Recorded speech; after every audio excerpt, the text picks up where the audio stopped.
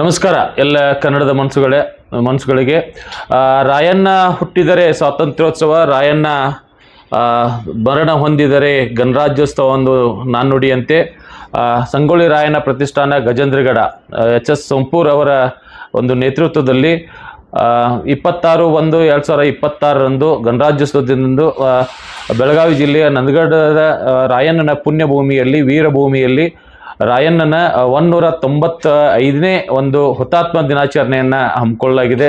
ಈ ಕಾರ್ಯಕ್ರಮಕ್ಕೆ ಎಲ್ಲ ಕನ್ನಡ ಅಭಿಮಾನಿಗಳು, ರಾಯಣ್ಣನ ಅಭಿಮಾನಿಗಳು, ಕನ್ನಡ ಆಸಕ್ತರು, ವಿಚಾರವಂತರು, ಸ್ವಾತಂತ್ರ್ಯ ಒಂದು ಚಳವಳಿಯಲ್ಲಿ ಭಾಗವಹಿಸಿದಂಥ ಎಲ್ಲ ಮನೆತನದವರು ಈ ಒಂದು ಕಾರ್ಯಕ್ರಮದಲ್ಲಿ ಬರ್ರಿ.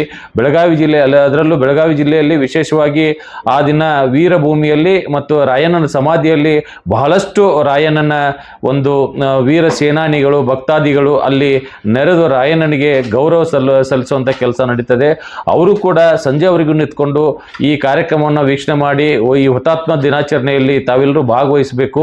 ಸಂಜೆ 5ಗಂಟೆಗೆ ನಡೆಯುವಂಥ ಕಾರ್ಯಕ್ರಮದಲ್ಲಿ ಎಲ್ಲ ರಾಜ್ಯದ ಪ್ರಮುಖರ, ಜಿಲ್ಲಾ ಉಸ್ತುವಾರಿ ಸಚಿವರು ಸೇರಿದಂತೆ ವಿವಿಧ ಎಲ್ಲ ರಾಜಕೀಯ ಪ್ರತಿನಿಧಿಗಳು ಅಲ್ಲಿ ಭಾಗವಹಿಸೋದ್ರಿಂದ ವಿವಿಧ ಕನ್ನಡ ಪರ ಸಂಘಟನೆಯ ಮುಖ್ಯಸ್ಥರು ಕೂಡ ಭಾಗವಹಿಸ್ತಾ ಇದ್ದಾರೆ. ನಾವು ಕಿತ್ತೂರು ಕರ್ನಾಟಕ ಸೇನೆ ಪರವಾಗಿ ನಾವು ಕೂಡ ಭಾಗವಹಿಸ್ತಾ ಇದ್ದೀವಿ. ತಾವು ಕೂಡ ಬಂದು ರಾಯಣ್ಣನಿಗೆ ಗೌರವ ಸಲ್ಲಿಸುವಂಥ ಕೆಲಸ ಈ ಮುಖಾಂತರ ಆಗ್ಬೇಕಂತೇಳಿ ತಮ್ಮಲ್ಲಿ ಕೇಳ್ಕೊಳ್ತಾ ಇದ್ದೀನಿ. ನಮಸ್ಕಾರ.